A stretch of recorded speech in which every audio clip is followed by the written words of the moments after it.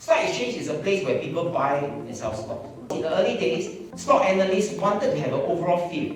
What is the market doing? Is the market rising or is the market declining? So where do they get an indicator? Very easy. They look at all the 3,600 companies. They handpick those that best represent the market. So in other words, there's a group, there's a cluster of companies. If the average share price of these clusters of company goes up, that means the market is going up. But they use an animal to represent. What's the name of the animal? Bull. If this indicator falls, this average number falls, then they use another animal. What's the animal? They use the word bear. So this average number has a name. And analysts call this average number, right, an index.